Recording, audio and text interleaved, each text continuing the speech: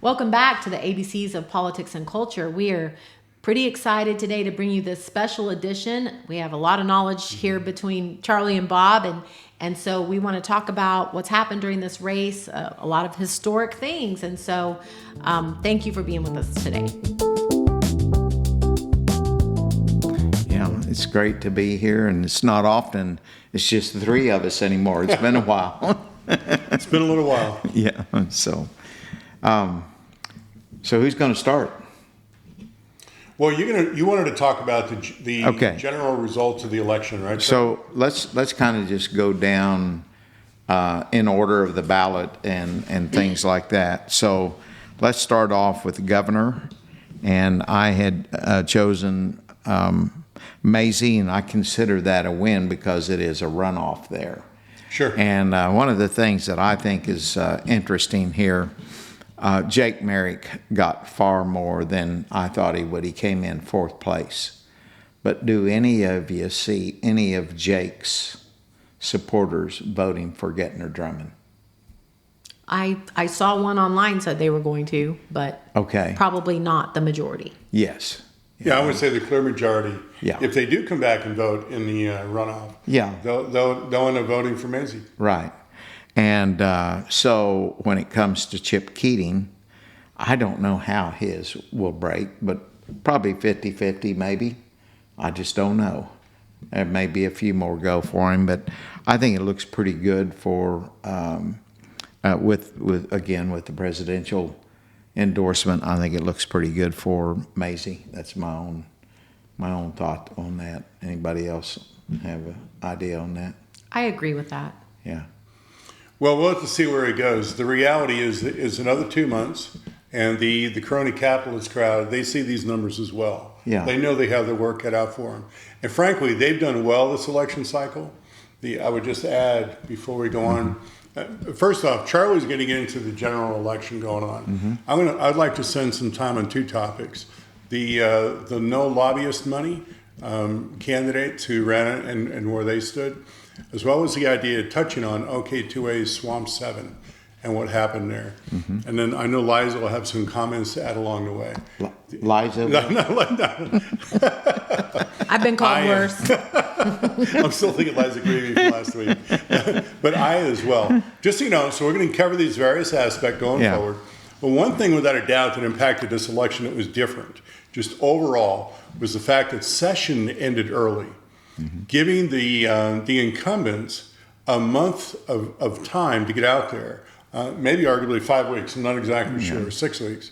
But plenty of time to actually get out there and to do the door-to-door work, whatever they needed to do to get reelected.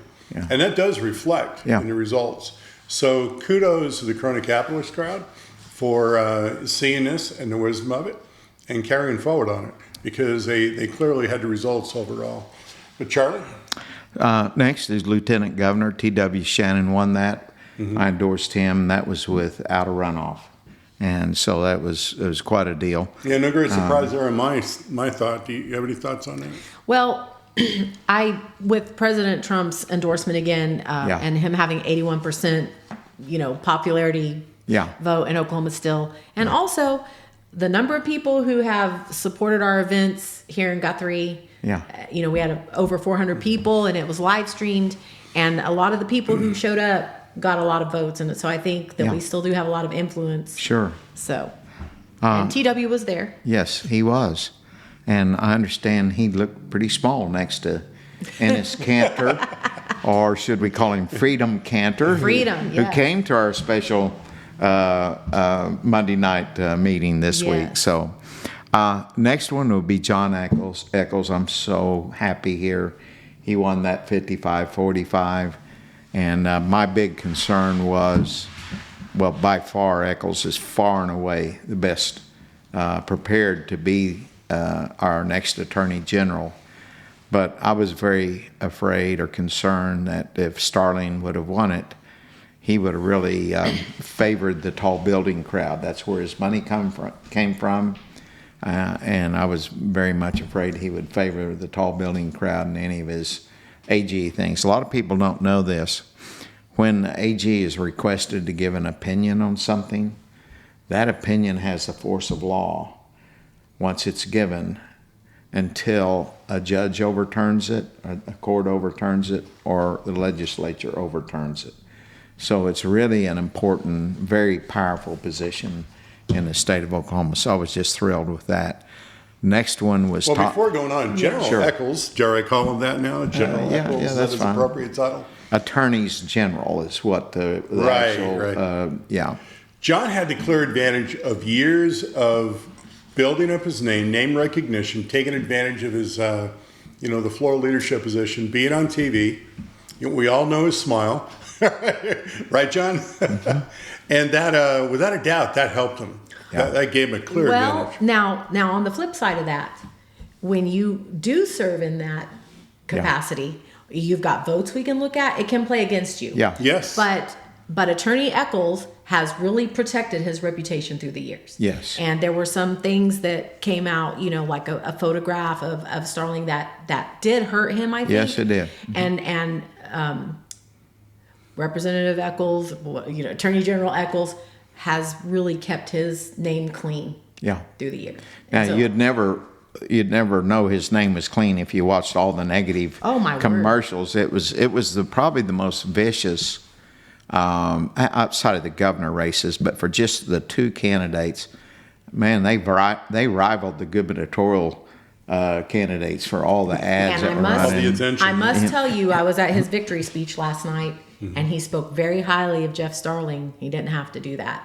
So, kudos to you, John Yeah, Eccles. yeah, he's class act. Yes. No doubt about it. So, next one, I had endorsed Todd Russ. It was a huge disappointment. He was slaughtered by Cindy Byrd, and I think, Todd Russ has been on a statewide ballot one time. Cindy, this is her third time to be on one, and she was a very popular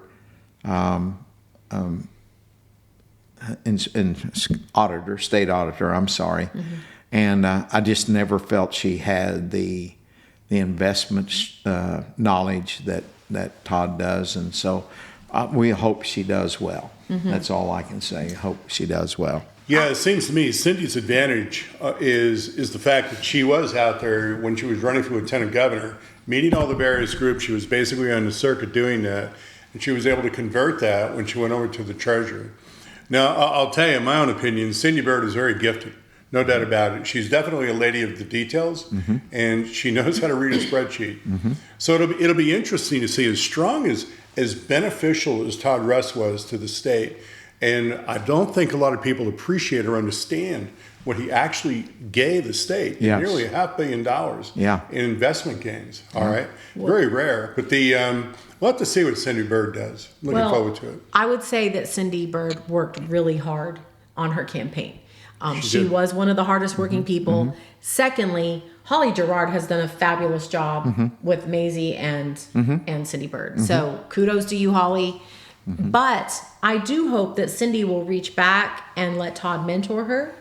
I think if she will do that, we'll be on a good course for Oklahoma. Todd has a lot of wisdom to share, and it's always wise to, whatever your stances are, whether they're alike or not, to reach back to the person that was in the job before you and ask them to help you in areas that you don't quite understand. So I agree there. we'll see how that goes. So the next one is one of the really interesting ones. That's the state superintendent of schools. Yes. And I had chosen Dr. James Taylor, and lo and behold, he is in a runoff. Now, he's in a runoff with a fellow named Franklin. Yes. And I believe you're going to have a debate between them at one of our meetings. How did you coming up in find the that out, Charlie? So I'm a very resourceful person. And I can tell you this Dr. Franklin Charlie is knows has a camera in my house. He does, huh? one big time liberal weirdo. He is really weird. Who's this? This Dr. Franklin, who came in first. And so will be a very valuable debate. We'll certainly we may even have the two of them on this program or something. Very good idea. Okay, Charlie, let me ask you. This is the one race where I feel like I'm personally coming up short on information. Oh, Yeah. you've got to I'm not watch the debate. You're right. I'm not sure how each one of them managed to garner their votes, to reach out to the public and get the votes they did when you compare it to the other candidates. What happened to Dr. Cox? Okay, and you guys got thoughts on why they got where they did? So if you watch the debate with non-doc, Dr. Franklin came out very strong. He was extremely impressive. He reminds me of Franklin Graham, very poised, very dignified. They were each asked to bring a book to share. Mm-hmm. They had 1 minute to talk about their book. Mm-hmm. Well, one they recommended. Out of all of them, Mr. Franklin brought 3 books, Mm-hmm. one for the littles, one for the tweens, and one for college age, Mm-hmm. and kept it in 1 minute. No one else did that. Mm-hmm. And Dr. Taylor brought his own book. Mm-hmm. So he really rose to in the people that I sat with in the debate, because we watched it afterwards and had conversation during. They were most impressed with Dr. Cox and is he a Dr. Franklin? Mr. Robert Franklin. Yeah. Those were the two that in the debate, and I know that doesn't represent everything, but they kind of rose to the top. So I think he is someone to watch. I had a little question on his complete conservatism. Ryan Walters was brought up a lot. What would you do? What would you take from Ryan Walters and use yourself? Interesting. And so I think he's someone to watch. So one of the 3 books that Franklin brought actually promotes homosexuality. Okay. And so I think that's something he needs to be taught. And I'll guarantee you, in a debate, JT, Dr. James Taylor will bring that up. Yes. For sure. Another thing about Franklin, our current superintendent, the interim, which I can't think of his name right now, the one that Stitt appointed to that, was behind him also. He was pushing him. So that's another thing. Now, this is really interesting. Dr. Taylor has no consultant. Dr. Taylor had very little money. And now I think most of Jake Merrick's supporters will go with him.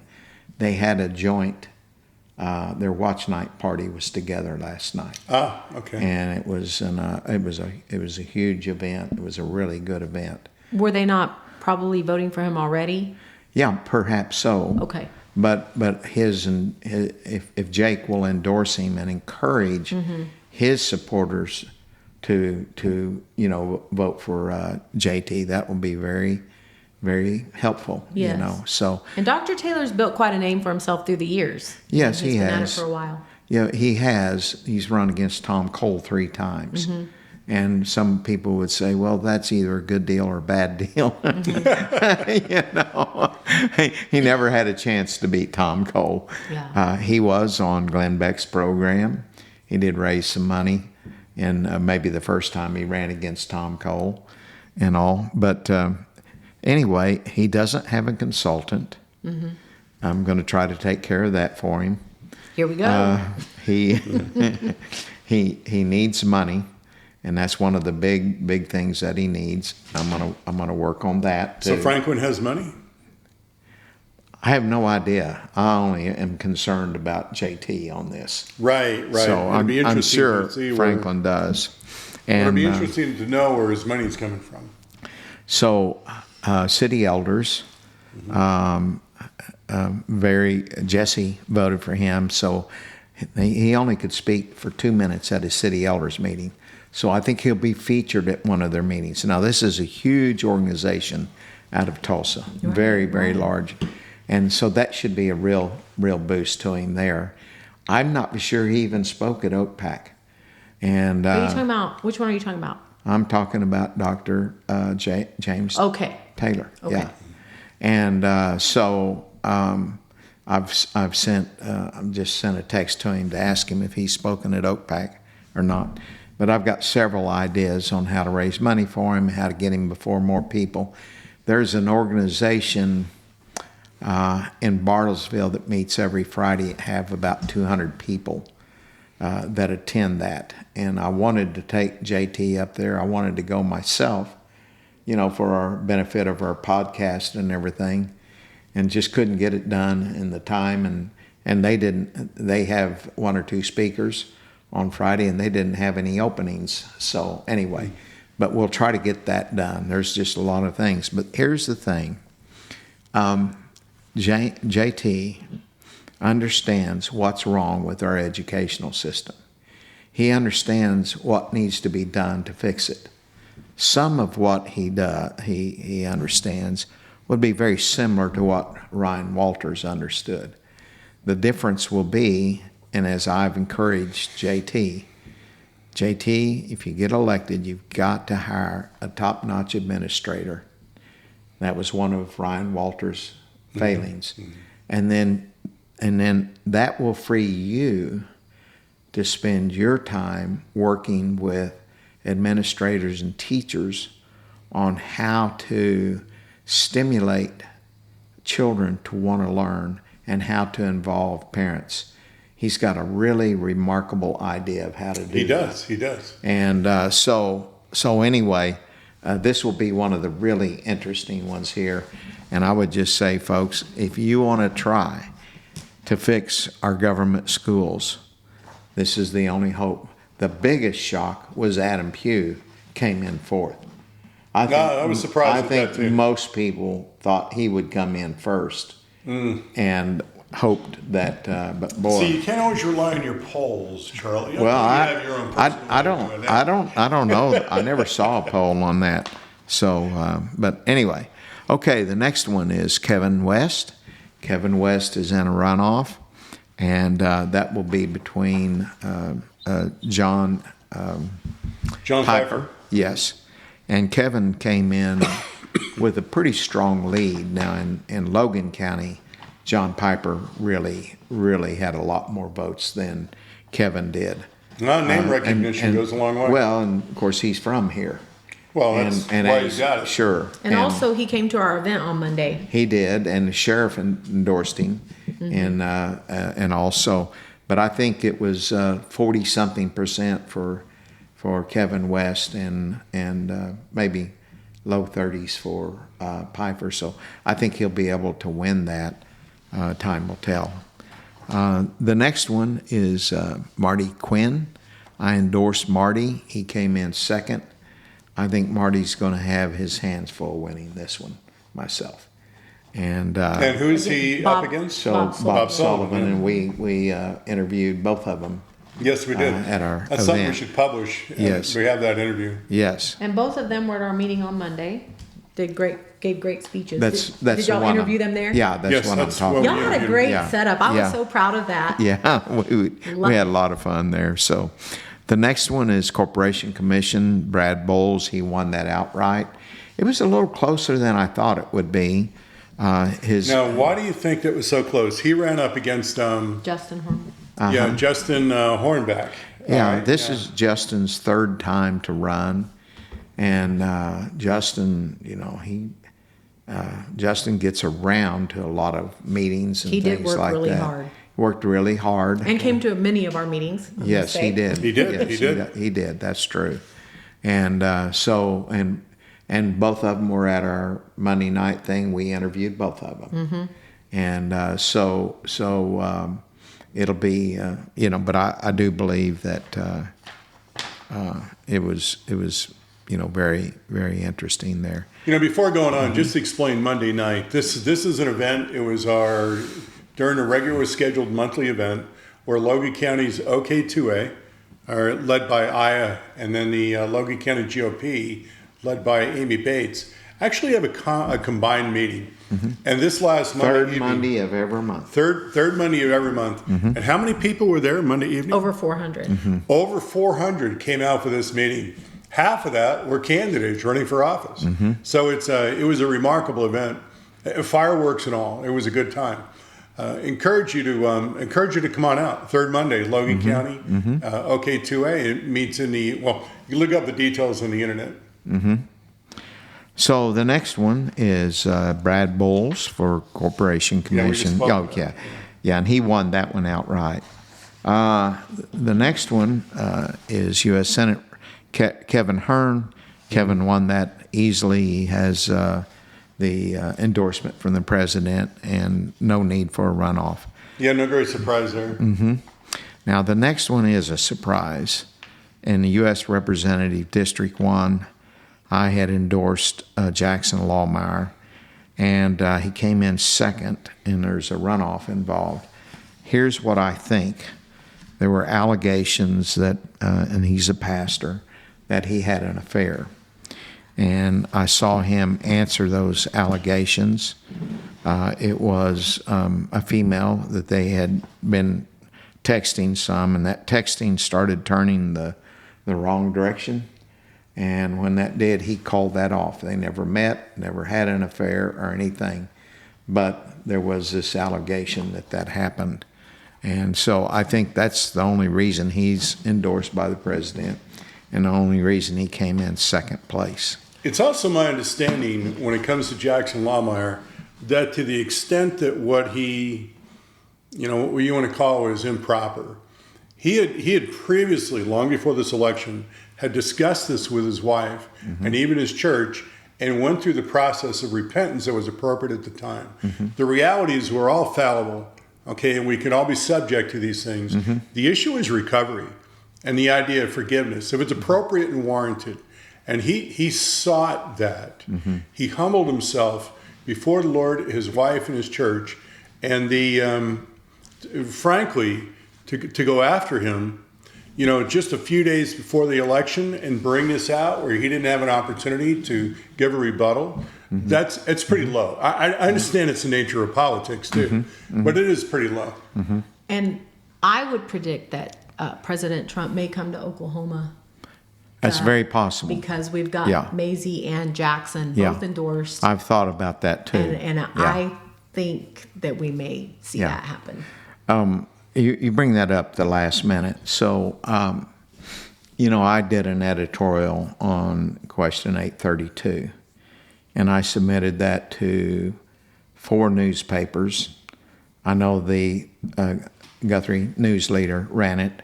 I think the Oklahoman ran it yesterday. I can't verify it for sure, but when they sent and asked for my picture, that's a pretty good, idea. And then some of my friends over in Seminole County, Barry and Margot Timms, they've been chairman and vice chairman of the party over there for a lot of times. They wanted to run an ad in their Seminole newspaper. I said, no, I'll just send it over there as an editorial, and I did. And they wouldn't run it for this reason, because when it would come out, there was not time for the other side to rebut it. And I think that's a pretty good pretty good deal. Well, that's credible. Yes. It speaks now, there. They would have run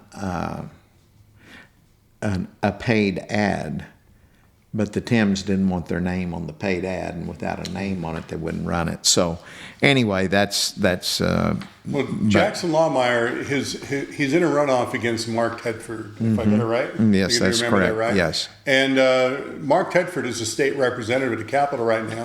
We've had cause to work with him a little bit on some issues there, and he's done remarkably well as far as I'm concerned in that district to come on up and to be in the runoff there. I'm hoping we could possibly get them both on a Zoom call for this podcast. On Tedford, if I'm not mistaken, he's got a pretty low score on the conservative index. I haven't checked that. We'll have to check that out. It would be fair to do so. Yeah. It would be interesting to know where his money comes from as well. The next one is U.S. Representative District 2, Josh Burkeen. He is our finest. He's a member of the Freedom Caucus, the only one right now in Washington, and he won that easily. Yeah, no surprise. Yes. And then District 3, Wade Burleson, whom I said was not running a serious race, and he was not, got 30% of the vote around that, which is pretty close to what he got when he ran, I think, 4 years ago. Could have been 2 years ago. Yeah, he might have got a little more. Before moving on Burleson, it's worthy of noting, he's actually one of the people who took the, according to OK2A Grassroots anyway, who took the no lobbyist money pledge. But if you're not a serious candidate, and you still take that pledge anyway, just hoping to get some kind of a boost. It's rather it's not genuine. We can run into this issue where it's it's a cheesy thing to say. Why even bring up the idea of the no lobbyist money pledge if you're not going to take the strategy to win that has been laid out? Jason Murphy has laid that out. Okay, in terms of how to win a race without lobbyist money. And if you don't do that, such as what appears to be the case here, based on Charlie's comments, it leaves a wrong impression towards that. More on that coming. Go ahead. Yeah. So then the next one is District 4, and I endorsed Marcy Everhart. She was running against Tom Cole and got about 30% of the vote, and I knew that was going to happen. I'm picking the person that he's got a strong win. following. He sure does. He's arguably one of the top 2 or 3 most powerful state reps, since he's the budget director in the House. So all right, now let's go to the state Senate District 2. Peyton Pepin lost. He only got 33.52% of the vote. And as we had Liza Greavy here, they created this monster in Ali Seyfried when they supported both she and Don supported her over Jaron Jackson, who was a hardcore conservative, brilliant, excellent writer, patriot. And well, she was one of the Swamp 7. Ali Seyfried was, isn't she? Right. So you're saying 2 years ago? Is this the case, or 4 years ago? 4 years ago. 4 years ago. Okay. OK2A and Moha endorsed Ali Seyfried, and I urged them not to do it. I told them that the better guy was here, but they went ahead and did it anyway. So anyway, then the next one is Senate District 4, Kenny Smith. I had endorsed him. Senator Woods, I know him. He's very young. He's exceedingly liberal, and I'm very disappointed. Kenny Smith got 40.57% of the vote there. Then we get to Senate District 10. This is up in this is a candidate, Jaden Terrazas, that took the no lobbyist pledge, ran on that, and Jaden only got 41% of the vote. And in talking with someone, kind of at the last minute, more than likely the suspicion was Fount Holland got involved in this one. And they sent out something accusing him of being retired, living in his parents' home or something like that. And he actually put his own money in the race. A lot of his own money, and it came from, he was with Amazon, and whether it was a temporary leave of absence to run for this or something, I don't really know. He's extremely young. Yes, he is. And extremely successful. Yes, and so this will be Coleman's last term, and he can come back. Yeah. I think he will get this in 4 years if you can talk him into doing that. Yeah. The next one, Senate District 12, Craig Stump. I endorsed him. Very disappointing. Only got 30.41% of the vote. And Gallagher's conservative index score lifetime was a 54. That puts him, I believe, the most liberal Republican in the Senate. And unfortunately, he was reelected. The next one is Justin Wood. Justin is in a runoff. Now, this is to replace the seat that Senator Shane Jett has. And when we went over on this past Sunday to the Children's White House, he was there, got to visit with him. He actually served 2 terms in the legislature a number of years ago, back when I guess Jason Murphy was maybe a freshman, and he was a freshman at the same time. Justin, I believe, will win this race, and but he's just there to continue to support David Bullard, just like Shane Jett did. So that doesn't really change anything. The next one is Senate District 18, Jack Stewart. That's a runoff. Jack came very close to winning it outright, and I think even though he's an incumbent, I do believe Jack will win this race. Oh, you do? Now, why is that? Because it's the idea being that if an incumbent doesn't win in the primary, they're going to lose in the runoff. Well, generally the other side is the energy. They lose about 80 to 85% of the time, so they don't always lose. But it was Well, why do you think he'll win this time? Jack was pretty close to getting the 50%, and he'll knock doors, and he's a very personable guy. Yeah, he is. So, He is. yeah. Okay, the next one is one that I was bitterly disappointed in, and that's Senate District 20, Mark Lamar. Mark ended up getting 43.58% of the vote.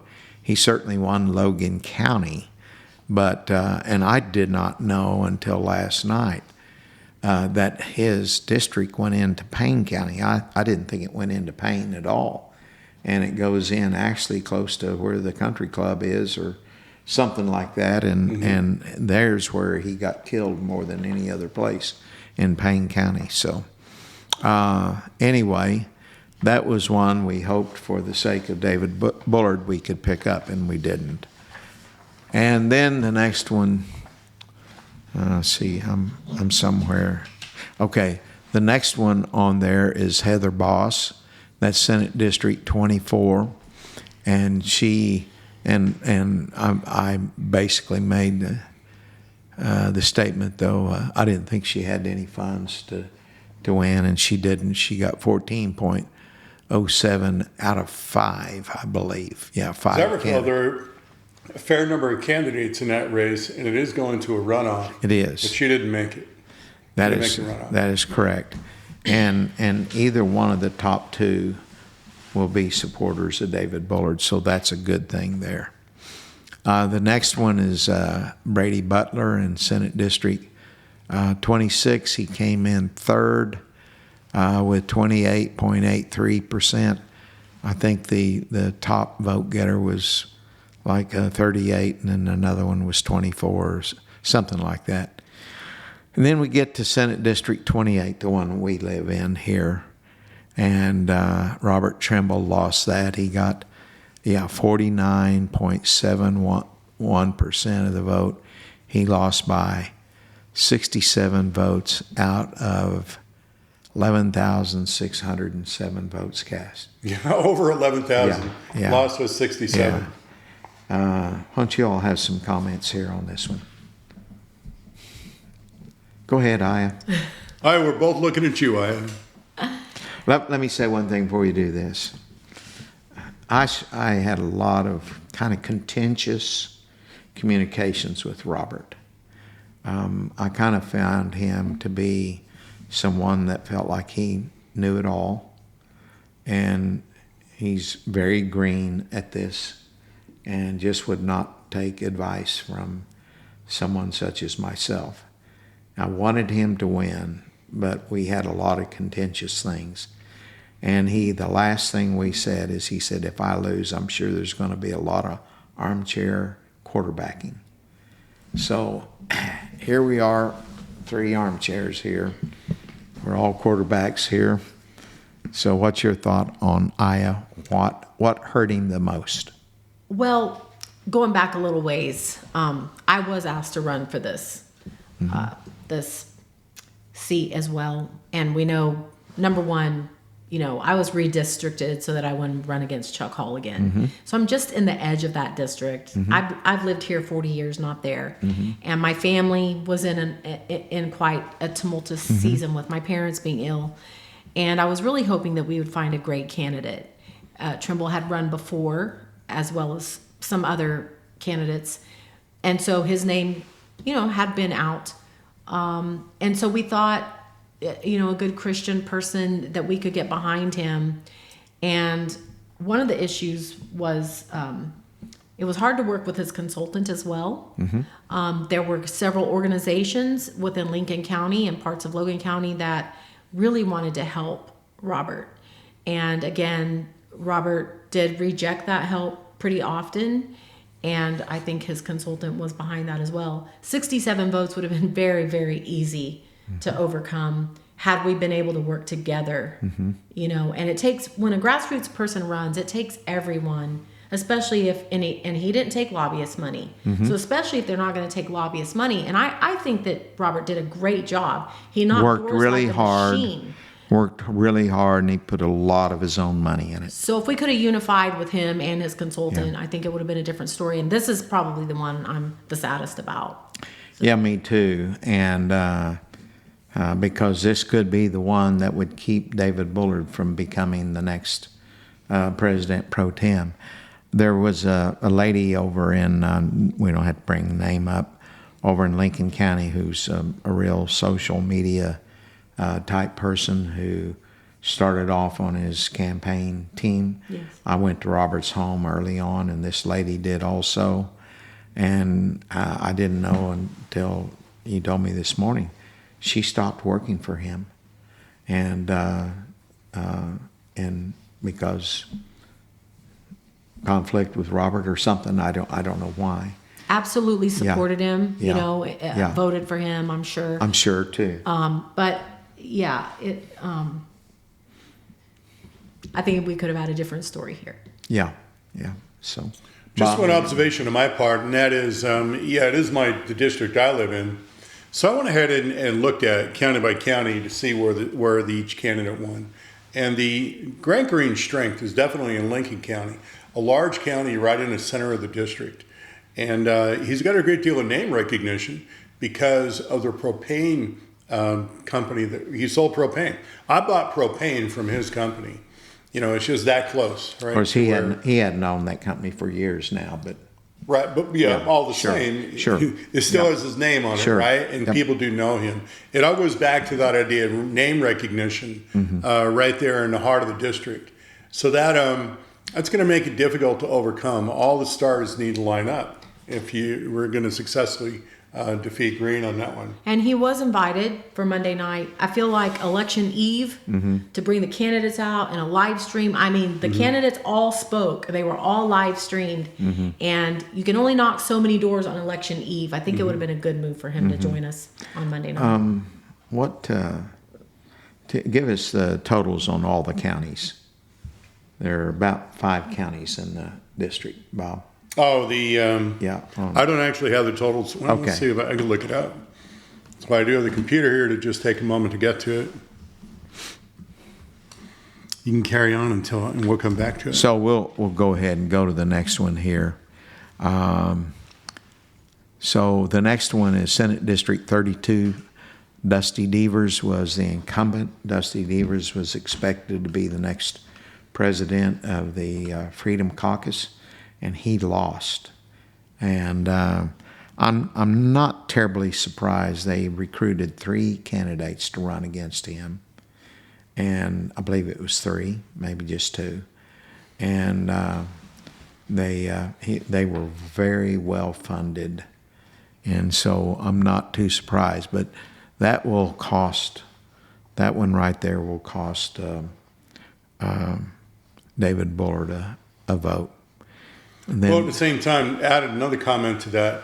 Senator Devers was the point man for the abolitionist movement there at the Capitol, at least on the Senate side, heavy influence on the House. So the abolitionists now are going to have a challenge in terms of dealing with abortion from the presentation that I share, that they actually come across with. So this is going to be a setback for several reasons. well, I think abolition movement is a loser for Oklahoma. Obviously, I disagree with Charlie. We are a pro-life state, and the pro-life forces, and I used to be both abolitionist and pro-life, but the pro-life forces have stopped physical abortions in this state. The only abortions that occur in this state now are chemical abortions. and or abortions where women go out of the state or something to that nature. And there is effort to pass legislation to deal with the chemical part there. All right, Charlie, I'm going to give you a pass this time. Okay. And I'm not going to come back with a rebuttal. Okay. Because I don't want us to get focused too much on that one topic. Yeah. Not for the purpose of this podcast today, but I would dare say they're good I just think comebacks. it's a losing issue. And I think it's a winning issue. I think it's the only ethical, proper, direct path to take. All right, I'll say that much. Yeah. I'll say that I agree with Charlie. We want good, strong legislators, and we need to do what it takes to get them in there. And if that means focusing on, another issue and getting ourselves in there where we can work on issues, but there's certain things that when we put into our campaign platform, it makes it different. You guys are drawing me in where I'm trying to stay focused on the primary, and you're causing me to want to come back and debate this now. Is that what you want? We'll debate that later. No. Yes, let's discuss. We can make it a topic. We won't forget that we have this discussion. But not today. Okay. So so the next one is Senate District 30. Oh, before we go on, 28. What do you want to know about the Green-Trumbull race? Yeah, I wanted to know the counties, what the vote totals. Oh, by county. And we got by you guys. All right, map. Okay, here it is, just so you know. We can't share this with the audience, but we can see it. Just the numbers is what I'm saying. So it's going to be down here. So did he win Seminole and won Logan County? Yes, yes. See, now I'm colorblind, so it's And hard for me to tell. he lost Oklahoma County. It looks and like Lincoln Grant Green County. got Lincoln and Oklahoma Yes. counties. Yeah. And Trumbull got Logan County, Seminole, and Potawatomi. Okay. All right. So but again, Oklahoma's county's presence is going to be much smaller compared It's to very Lincoln. small. Mhm. That's why I believe that Lincoln's county is really what took Grant Green over the top. Yeah. Likely in terms of numbers. He did a really good job. Yeah. Well, 4 years ago, he beat Jeff McComas by 4 percentage points. Oh, really? Yes. So this is a huge improvement over 4 years ago. He did. He did a really good job on working. Yeah. Okay, let's jump down to Senate District 34. Dana Prieto is in a runoff. Dana actually had the largest numbers. It'll be tough for Dana to win this one. He drew 3 opponents, and you have to understand the establishment really wants him out of there. He's very conservative. I think he's a member of the John Birch Society, if I'm not mistaken. And anyway, just he's very helpful to And he us founded and the our Freedom issues. Caucus at the within the state. Yeah. So without a doubt, he is definitely targeted. You Yeah. can tell that. Yeah. And he'll be up against Aaron Forst. So here's the thing. He initially was planning on having his family and volunteers to do the campaigning. And David Bullard said, "No, Danny, you can't do that. You take a week off, rest a little bit, and then you got to go out at least 4 days a week, knocking doors yourself. And then when we get to the runoff, take a week off. Now you've got to go out and knock doors at least 5 days a week." So he does have, family and a lot of friends that are willing to knock doors, but you always hope your volunteers help you more than they hurt you. And nothing beats the candidate himself or herself on the door. And so, but this will be a key one. If we lose this one, it really, really does hurt. The next one here is Philip Weiland. I didn't have a pick in this one.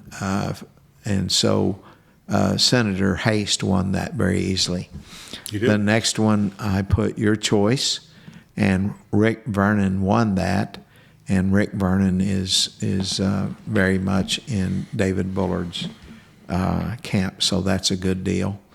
Not recognize the name. Is he new? Yes, this is an open seat. He's out of Altus, Rick Vernon. Okay. And you had two candidates from Elk City. One of them killed himself in the deal. Tried to make it look like it was not a suicide, but it was. And then you have Senate District 42, Milana Brackett, and I endorsed her. Unfortunately, she only got 39.81% of the vote. So let's go to the House, District 1. Chris White, I endorsed him. He's in a runoff. He got 47.67%. He is not an incumbent. It's an open seat. And probably will go on to win that. Next one is House District 3, Rick West. Rick is he is amazing. He's so well known and liked down there. He ran for 2 years, was very conservative. Something happened. He quit for 2 years. The guy that took his place was ultra liberal, and he came back after he took care of whatever it was that 2 years later, and beat that guy overwhelmingly. Beat the Democrat overwhelmingly. He's got some kind of secret sauce. At over He sure 80% does. of the vote. He got over 80% of the vote. And he's one of the ones that will not take lobbyist money or gifts. And then the next one is House District 6, Rusty Cornwall. I endorsed him. He won with 69.71%. The next one is Tom Gann, House District 8. Tom won with 54.04%. And he's another one that has taken the no lobbyist pledge. This was a little closer than I would have liked to have seen it there. And he works it. Tom Gann gets out there every year. And He does. Next one is House District 9, Crystal Campbell. I endorsed her. She's in a runoff. She had 33.5%. There's no incumbent here. The next one is Jake Bear.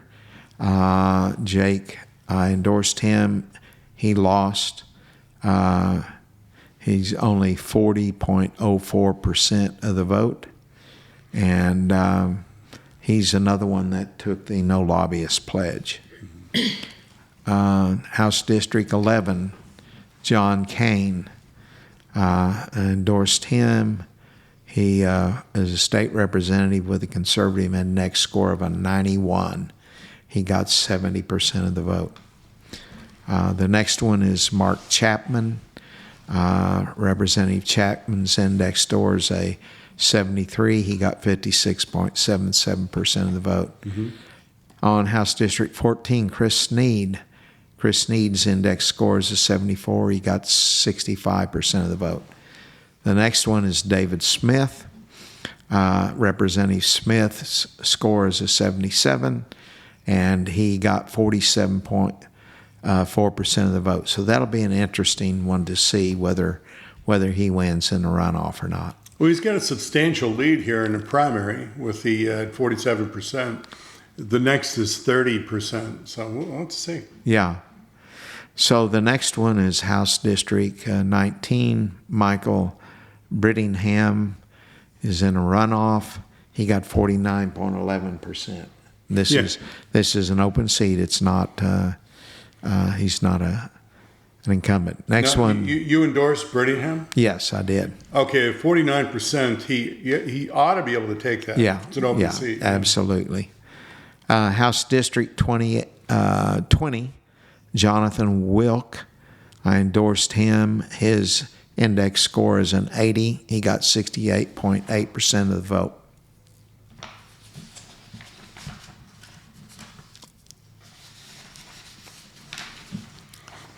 The next one is House District 24, Chris Banning.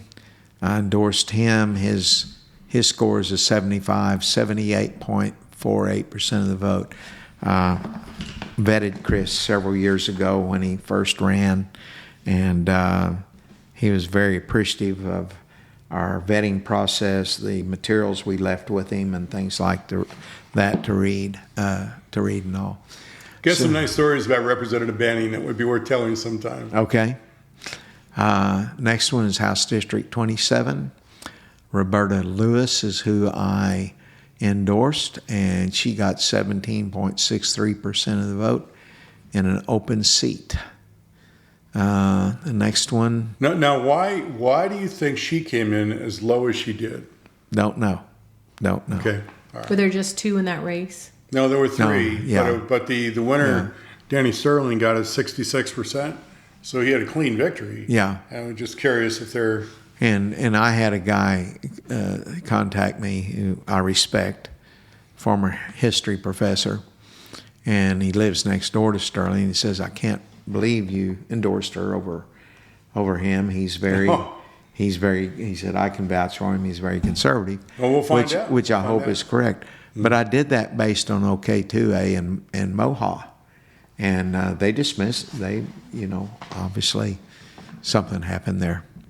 The next one, I said, your choice on Speaker Hilbert, and he won that pretty handily. The next one is a heartbreak here for us, House District 31. This is the third time Carmen Greider has run for this seat, the second time against Colin Dewell, and she lost pretty big time. She got 42.63% of the vote. Most all of this is in Logan County. There is a little bit that is in Oklahoma County, out around Pennsylvania and south there. And then House District 32, Jim Shaw won this overwhelmingly. They found a candidate to run against Jim that had good credentials, but he was not a good communicator, in my opinion, in things. And Jim really won that, and Jim won't have any more serious contenders, I believe, in going forward in the future. And I will say that Movement 32 really plays a big part in helping that. Yes, there's no doubt about it. And then, of course, we had Jim and Molly here at the same time, and Molly won. Surprise is closer than I thought. She got 56.27%. Just knowing how hard she worked in this. Her opponent was the mayor of Cushing, and Lee Denny had recruited him. Former state representative Lee Denny had recruited him to run, and he's a nice looking guy. He's a very good communicator. Has a very attractive wife, and also. Came to our meetings pretty regularly. I didn't know that. I knew he came once. Mm-hmm. And when he couldn't come, sometimes his wife came. So. Yeah. So the next one is House District 35. I put your choice on it, and I don't even know who won that one. Dylan Travis won. Okay, I didn't don't know anything about him. And then House District 36, Jenny White. I endorsed her against John George, former FOP labor union boss, and she only got 35.56% of the vote. And I'll tell you, Jenny's made lots of enemies over the time, and she used to be the mayor of Luther, and she didn't even get reelected. So anyway. Well, there is something worthy of noting about Jenny White. She did make a post on social media this morning, of course, the day after the primary, talking about the idea of the lack of backing by the grassroots, funding-wise and labor-wise, to help out, a grassroots candidate, and that's a term she used for herself. Yeah. And to an extent, there's a point there. The whole idea of we the people stepping up and supporting those who are of like mind and principles on good government. It can be difficult. Well, she has a podcast and supposedly a large following on that podcast. Mm-hmm. And of course, what she thinks, her expertise is education. And I mentioned here that on this, I said, I have known Jenny for 25 years or so, and though we have quite often differed, she is more conservative than John. And I agree with that, but she and I differ on education a great deal. And I can tell you, before she started her organization the first time, which was Rope, we met for lunch one day. There were three of us, And after I listened to what she was wanting to do, I told her, well, really, I don't think you can reform the government schools. And what we need is an organization that would promote homeschooling in private schools. But she felt like God had given her the name of this organization, so she went ahead with it. And of course, she's changed what rope means for, and I don't know if that's She has. if it even is what she still uses or not. On occasion, she'll bring out rope that I can see. I'm not sure she's as active with it as she used to be. And I rarely listen to her podcast to know what she's promoting now in the area of education. Let's stop. Let's go back to the governor's race for just one moment. What is the blonde-headed lady's name that has Lisa Haynes? Yes, Lisa Haynes. So I don't want to be mean here, but Lisa Haynes said that that God told her when she was young that she was going to be the governor. And recently, an angel came and visited her and told her it was her time to run. Now, basically, she's prophesying here. She is. And I want to tell you what the Bible says about prophets. If what they prophesy doesn't come through, you need to consider them to be a false prophet. And she is what she is. But that's a sad thing. We did interview her Monday night. She was there. And when I saw her down at the fish fry, I thought she spoke pretty well on things. But I don't think God ever told her she's going to be governor. And I don't think whatever spirit was told her that she was supposed to run now was of the Lord. So that's all I wanted to say. Charlie, that's a fair statement. As far as I'm concerned, you step out like that, you better be on clear grounds. The reality is she was a bad witness for Christ. Making that statement and then not following through and winning. And that is not a good reflection at all. No, it's not. It's not Christ-like. It's not what we should be doing as Christians. And I do hold that against her. And the next time I see her, I'm going to talk to her about that. Yeah. Because she needs to hear it. It's all there is to it. She needs to repent of it is what she needs to do. Yes, she does. And so, all right, let's jump back into this. Number one, next one is House District 51, Cole Stevens. I endorsed him. He won with 53.4. We met him down at the fish fry. Yes, Very yes. impressive fellow. He is. Former pitcher for the University of Oklahoma. But one of the things that impressed me, he's very energetic, large, young fella, and his family's in the trucking business. And he's done a lot of just personal lobbying, both at the state capitol and in Washington, D.C., on trucking issues, particularly the large number of truck drivers that don't speak English and can't read signs and things like that, the necessity to get them off our roads. I can see why he won. Yeah, yeah. But it's close. The other guy was decent too. And then House District 53, that's Jason Blair. That is Paul Blair's nephew. He got 72.4%. Jason scored a 73 on the conservative index, and that's his first year. I think he got 72%. You know what he did to get such a clean victory? I don't, but he was on the city council in Moore for 13 years, which probably helped him politically. I think it hurt him in his ideology because city government. I know, but in my conversations with him, I will tell you that he grew from his first year in office, and he changed in his politics, and it does seem like he went more conservative, and that is. That's where you bring up the point, Charlie. Be careful about someone's first year as a representative because they can make mistakes. And then they kind of get their footing, and you find out in the second year and beyond where they truly stand, what they're capable of. Well, I think this Friday, Ron and Steve and some other people are meeting to determine which bills will be used in the conservative index following this year's session here. And hopefully he'll come out more conservative in that. We'll see, they're down time to will tell. 16. You got to get it to 10. So that's right. So then the next one is Philip Lancaster. I endorsed him. I said, I met him. He's very conservative. He's a veteran, but he had no money and he had no understanding of how to campaign. And so I didn't think he would win, but I endorsed him anyway. The next one is Mike Kelly. Representative Kelly's index score is a 70.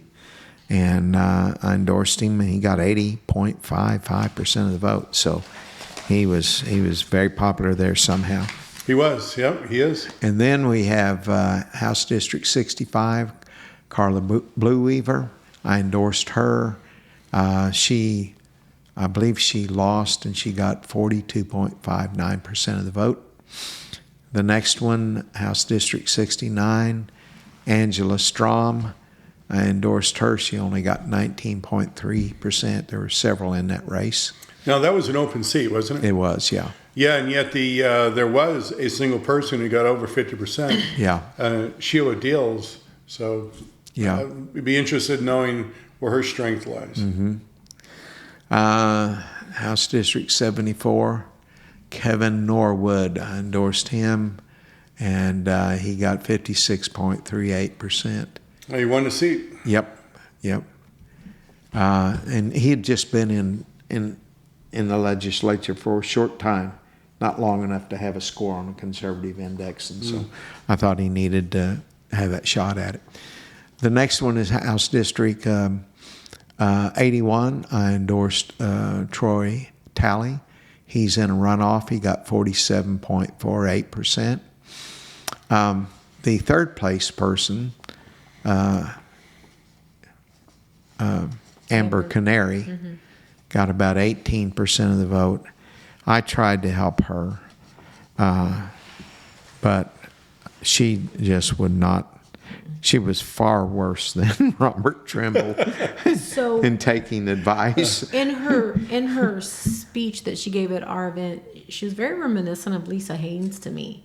Yeah, Oh, yeah. okay. I think you got it right there. Yeah. And first off, that night she came up there, I said, "What are you doing here? There's not a single a vote for you here." And see, I kept trying to get her to get on the doorstep, and she wouldn't. So Sunday, when we went down to see the Children's White House, guess who was down there to see the Children's White House down by Shawnee at the Twin Lakes? There she was. And it just, you couldn't, she was always wanting to go places, go to meetings and go have prayer for her. Well, and she things. said that she was really supposed to be running for governor. Isn't that what she said at our meeting? Yeah. She said that one of these days she would. She thought about it, but this wasn't the time. But maybe in 4 years she will. Yeah. And yeah, you're very much right there. And Okay, is she another prophet? Is that what you're saying? no, she never. Never went that Yeah, far. no, she never said God told her to do that. Okay. So, okay, next one would be, where are we at here? We just covered 81. Yeah. 86, I endorsed David Hardin, and he's a representative with an 80. On the conservative index, he won with 73.65. Yes. The next one is House District 91, Michael Freeman. There were 5 in that race. He came in third. Michael's very bright. Do you all remember a few years ago down in Moore, you had these kids that were jogging, and the alcoholic ran over and killed about 3 or 4 of them? His daughter was one of the ones that was killed there. And I had a nice conversation with him. He's been a successful businessman, and he was just wanting to run and do the best for the state of Oklahoma that he could. And I hated to see him not advance in that. House District 95, I said, your choice, Max Wolfley and Brent Reinhardt. I know them both. I've known Brent for much longer than Max. Brent was a county commissioner in Oklahoma County for a while, and but anyway, Max won it, and so fairly close. House District 96, I can't believe it. It's absolutely sad. John Bachman, who's really prepared, he was a no lobbyist gift candidate. He only got 39.67%. Why isn't he on our list? You sure he's no lobbyist? Not yes. Oh, I know he is. I see. He's not. This is interesting. He's no lobbyist, and What did he get percentage? Did you have he that? got 39.67, and Stinson of the 83 Republicans in the House has the lowest lifetime score to 44 of any of them, and it's just sad that John didn't win this race. And then and by the way, I've got all the campaign literature that was, I mean, boy, they spent a ton of money. And we are going to discuss the no lobbyist thing at the end of this, right? Yeah. Yes, yeah, we are. Yeah. And then Gabe Woolley on 98 won that with 64.83. He's a really good 90 on his first year. And then we get to state question 832. Yeah. That was wonderful. That was beat 55-45. Closer than I thought that would be. Oh, Charlie. no. You know, no, if that was not held, me. that vote was cast during the general election, I fear for the results. Yeah. All right. Did we ask these candidates, all of them, which way they were going to vote on that? That would have been a good. No, but I don't think you would have found a candidate one that would have voted for it. Basically, Right. most of the lawmakers and candidates knew how bad this was. Yeah. In Logan County, let's see. Tell me. Well, I take that back. I had it written down, but I've got it over here somewhere. Because we're supposed to be the most conservative county, right? So Yeah. how did we rate on that, well, Charlie? almost 2-1. We beat it almost 2-1. Oh, okay. Okay. Not, probably 62 or 3% of the vote against it. So we're holding steady, aren't we? oh, here it is here. No, that's a different one. I'll get it in a minute. Okay, we out to no Yeah, lobbyists? here it is. In Logan County, there were 3,600 yeses, 6,485 no's. Congratulations, Logan County. Yes, absolutely. Speaks well. Absolutely.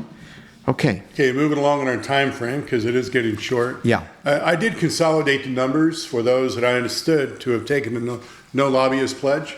That it largely comes from OK Grassroots, who did a consolidation just a week or so ago. And I ended up adding 2 names based on my understanding. Charlie just added 2 more now. You see, it's difficult to consolidate those numbers. But based on that, just to give you the totals, looks like there were 29 people that made the no lobbyist pledge in various offices that were running. Mm-hmm. 3 of them won, and all of them were incumbents. We just added Rick West. Mm-hmm. There's 1 person that's in a runoff, and that's James Taylor for public education. So 25 lost. And 25 lost out of the 29. Okay. Now, just so you know, that may seem like a large number, but keep in mind, if you're a candidate out there, it's easy to make the no lobbyist pledge if no lobbyist is going to give you money. All right. So there's like Jake Merrick. See, go ahead. So y'all thinking alike? No lobbyist was going to. Charlie, you got to quit picking on my guy a little bit here, okay? All right. So there is a portion you need to dismiss because there is an approach towards those who've taken a no lobbyist pledge to win an election. And that whole approach that Jason Murphy can articulate and define, it was followed by a number of these folks. I couldn't give you an absolute number, but this is where the crony capitalist bunch, the Capitol, they made a very good move. And that they ended session early so their folks can get out and meet their constituents and gather the votes. I would dare say they saw the tidal wave coming. They saw they were going to lose seats in this election if they didn't do something. So they made that move. Now I give them credit for that. It was a smart move. Politically, it was It wasn't good for Oklahoma, but it was. Politically, it was a smart move. Yeah. One thing's for sure, though, for that approach to work, what you need is an educated constituent base. It's more than a smile at the doorstep for that approach to work. And it is definitely more than a few extra signs going out. It's clear.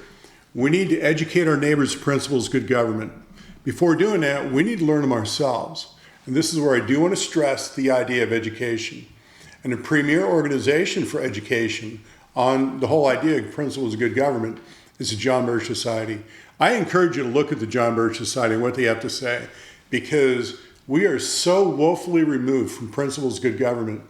We the people think we understand them, but when you read the recommended materials that they have, you find out how far off we as individuals in today's America really are.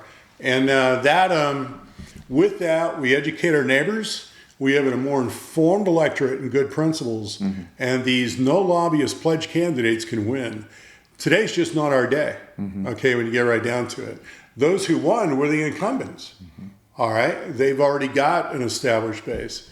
So just so you know where we stand with that. It's always tough to beat an incumbent. It generally is. Yeah, it is. It can be done. And I think that's why they won, is because they already had that established base. Let's do a couple more things on the John Birch Society. If Sure. you want to check us out, it's jbs.org, jbs.org. And then the other thing I want you to understand, John Birch Society is not a political organization. They're an educational organization. They never recommend a candidate. They never recommend a political party. That's right. They don't. They endorse. believe that if you are well enough educated and understand the principles of good government, you can make the right choices. Yes. And so I would urge you to jbs.org. And one other thing, we will have Dr. Duke Pesta on our program one of these days. He's the headmaster of Freedom Project Academy, which year before last was named the #1 online school in America. It is a classical education, classical Christian education, same type of education that Washington, Madison, and Jefferson would have received. And it is an absolutely outstanding online school. Now, the other thing to bring out is I'm going to speak for it, even though our OK2A rep for the county is here, and that is the Swamp 7 that Don Spencer went ahead and published. I'm sure a fair number of folks have seen it. They all won the re-election, every single one of them. 6 of their opponents in these races were actually no lobbyist pledged candidates who did not win. So the Swamp 7 all got re-elected. But again, it goes back to the idea of an educated base. That's what's needed in order to get these folks elected. And I'd just like to be the devil's advocate, if that's okay. Sure. So, Jason Murphy, as you mentioned, we have discussed this no lobbyist pledge at length. And from my look at this, loss. I mean, this is a huge list of losses. To me, this is an experiment failed. And I feel like, one, that you limit your own people, and Oklahoma's losing because of it. And I also feel like that we're showing little to no faith in the candidates that we seek out. We seek out people like, I guess I won't call it names, but we seek out people who are quality people. I vetted. Who's we? So I'll say I vetted the no lobbyist. Mm-hmm. So I'll say I personally vetted Mike Norman. Mm-hmm. We sat at Mark's coffee shop, which doesn't exist anymore. And I was so impressed with him. I was so impressed with his stance. I looked at him as someone who $1 million wouldn't budge. I truly believe $1 million would not budge Mike Norman. And he's not the only one in that race that I think would be that way. But we limit them. Here we are. I know of one race that a candidate spent about $380,000. You mentioned it the other day. And our no lobbyist guy spent maybe $45,000. And that 300 some was just out of that campaign. Just his. Not the probably $500,000 dark money. And so, at what point Groups like ABCs and MOHA and 2A have stepped up to support and leverage. They have a lot of power to support and leverage. If I ran myself, my salary from a Senate or a representative office would be able to be put back into my campaign because I have a job.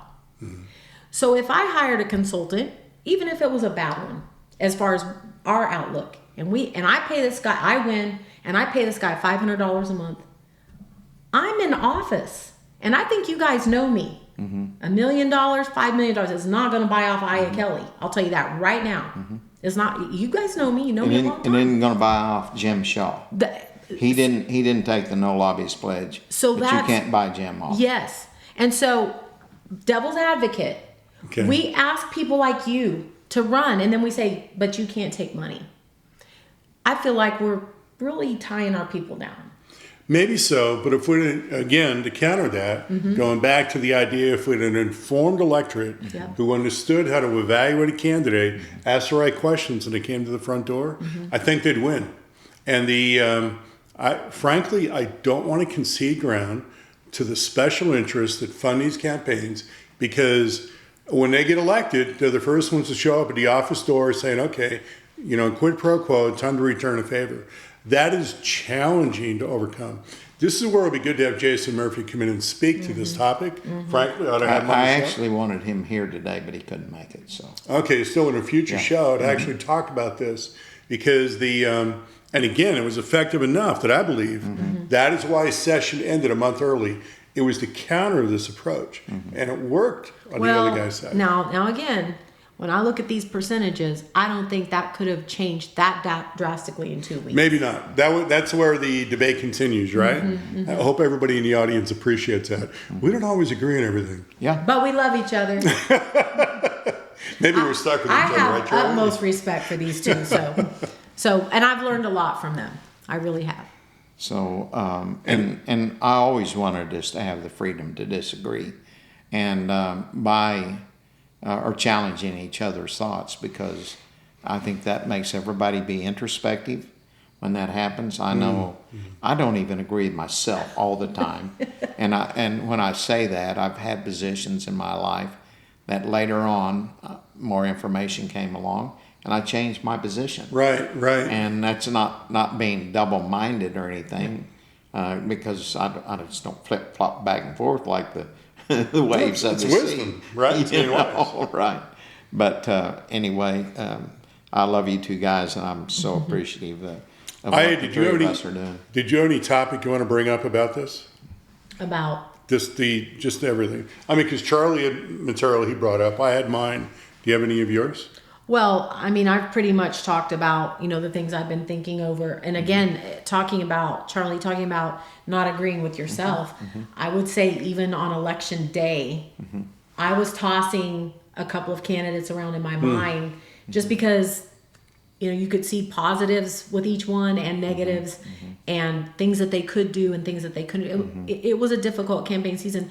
For you being someone so experienced, have you seen a campaign season that was more that the predicted wins and losses were more gray areas, like just we didn't know where that would land? This was pretty normal, and as I said before we got here, I had a person send me a text and about what I thought about the elections. And I told him, I said, I think there was a little more bad that happened than good. All elections have good and bad in them. I believe there's more bad than good in this one. And then another one sent me a text wanting me to rank it. And I ranked it 48% good and 52% bad. And so... It'd be a bigger spread in my count. But... And anyway, that's not scientific. That's just my own thought there. And now you did predict the governor's race. Yeah. We didn't talk about that. No, we're in runoff. I know. I'm saying we didn't talk about that, but your prediction was. Yeah, it's amazing. Yeah, amazing. Spot on. And that was less than less than a half a percentage point that Now- Gettner Drummond was ahead. Now your prediction was Maisie Drummond Be first. and Maisie McCall. I said I picked Maisie, and it would either be Drummond and Maisie or McCall McKay. Right. Boy, I missed the McCall. And so, but I want you to, if you wouldn't mind, Yeah. comment on that. What happened there? With McCall? Yeah. Oh, I don't know. And, you know, he put $7 million in there. And Wow. For 12%, I believe it's where he was at, yeah, 7 million. 12, 13, something like that. And so it just, I mean, and I asked him the other night. He was there Monday night. Yes. And I told him that. I said, I think it'll either be Maisie and you or Maisie and Drummond. I said, does your internal polling show that? He said, Charlie, it's so fluid, Yes. don't know. Yeah. And so maybe that fluidity was, and there's two ways to measure support for somebody. Some people are soft on their support for somebody, Yeah. meaning it could be changed. Sure. Others are firm. You can't change that, you know. Yeah. And so there's always a part of that. You even have undecideds that are leaning one way or leaning the other, and they can be pulled either way. In fact, generally in close races, that's the group that always determines the least informed. The undecided, the least informed are the ones. And see, that's the power of the media to be able to sway that. Yeah, which is why we need education. Yes, yes. We need to educate our neighbors. Yeah. So, all If in you all, want to be a good citizen, you've really got to educate yourself. I do this, Charlie's Picks. I've been doing it for 35 years, and I was swamped with people wanting to get my picks. On the one hand, I appreciate that. On the other hand, it saddens me that they don't do the work themselves That's right. to find that out. They're dependent on me. I'm not going to be here forever, and so what happens after that, you know? But there are probably several thousand votes based on my picks, and I found that they got on Facebook, and so they got around, you know. Yeah. And anyway. and I think we, through this campaign, we see that President Trump still has a lot of influence. Oh, he in, does, in yeah. Oklahoma for sure. Yeah, and I agree with you. If we have two on the runoff ballot in August, and he may, because to me it wasn't a risk with Lawmeyer, but to endorse Maisie was risky.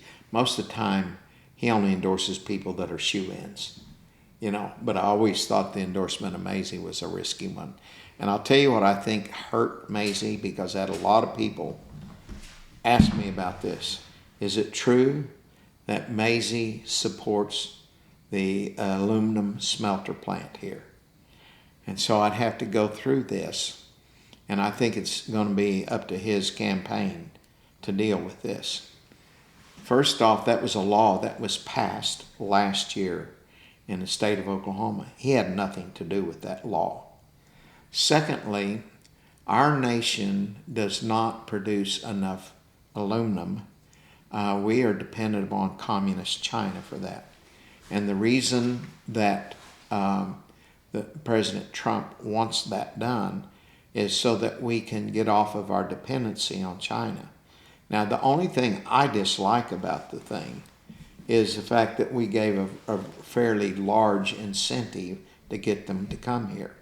The other thing people are worried about is it is owned primarily by a Muslim from the country of United Arab Emirates. Yeah, Now, the UAE. United Arab Emirates is the one that's giving the 747, the newly refurbished 747, to President Trump. But when I would Trump, not want to fly in that plane. I'm just saying. well, but here's the thing, and it'll have to be debugged for sure. But And keep in here's- mind, the UAE is a very cosmopolitan nation, Yes, even though they it are. is over there in the heart of it is. the Middle It East. is. And the other thing is, when President Trump, early on in his term, when he was going to all these different countries and saying, Saudi Arabia has agreed to invest, $50 billion in all these different ones. UAE was one of those that was willing to do that. Well, this is how they invest in that, so I favor that thing, and I don't like the incentive that we gave to it. And it was almost on last year's index. But in that category, they went with the subsidy, the film subsidy, which is about the third time that's been on the index. And maybe the guys will learn about this one of these days, But one question I had, because there's a story floating around that Mazie voted against the Electoral College and then denied it. So what is that? So that was the national popular vote. And he did support that, and he's later said that was a mistake. Now, when the advocates of the national popular vote, they came to me to see if they could speak at an OPAC meeting. This is quite a number of years ago. And I said, yes, you can do that. Now, I'm not in favor of this, but I'll let you, speak. Sure. And so we did.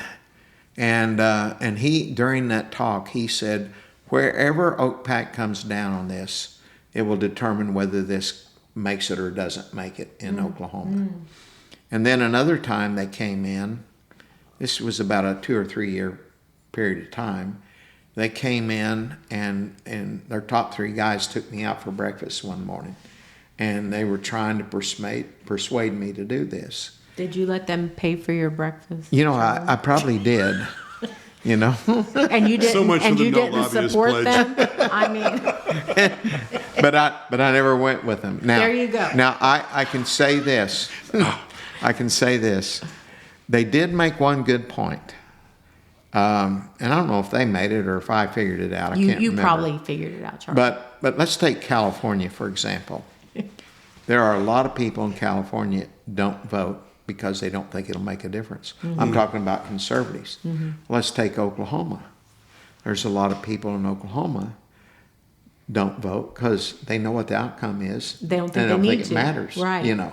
And so if you went to that national popular vote, that could play out in many different states. And it might could turn, and I don't remember enough about it. They weren't going to abandon the Electoral College, but it was a way to control the Electoral College. Well, it circumvents the Constitution. The idea is the states would pledge their candidates, not based on the popular vote of the state, but based on the popular vote of the nation. And if you have enough states make that same pledge, then whatever that bloc does is going to win the election. Yeah. And it would, but it's a way around our constitutional structure is what it is. Well, at this point, we're really low on time. We went well over. Now, without a doubt, this is going to be a very interesting runoff season. There's a lot of races in the runoff. So I encourage everybody to get out there, find out what's going on in your local area, and support your guy or whatever the issue is going on. Because this is far from over, and it's just far from settled. Yeah. I know Charlie is very hip on bringing up the balance And in the I've state done a lot of Senate. that in the That's still past in play, and always and been that fairly good runoff at is it. going to make a big difference. Just So is not don't something I don't can let go of it now. Oh, I Without a understand. doubt, get out and vote and talk to your Otherwise, neighbors about I'd it as be well. out there knocking some Any other doors closing on behalf of comments? candidates. Only thing is I'm almost Closing 80 and I'm comments? too old for. Well, I would just encourage people to build conservative groups within your own area, Yes. your town, your precinct, your county, because you can influence the vote, whether it be school board, city council, these elections. You can make a difference. So it's not just a talk show or a big group like MOHA or OPAC or OK2A, but you can make a difference in your county. Bring your friends together. And we're having more and more people watch this all the time. We are every week. It grows. And the ones that are watching are staying. We're having more and more that stay for a long period of time. And so really, really we're thankful to everyone that does watch our program. I think we're doing something that no one else in the state is doing. And our motive is to make Oklahoma a better place. Thank you all for your time. See you next week.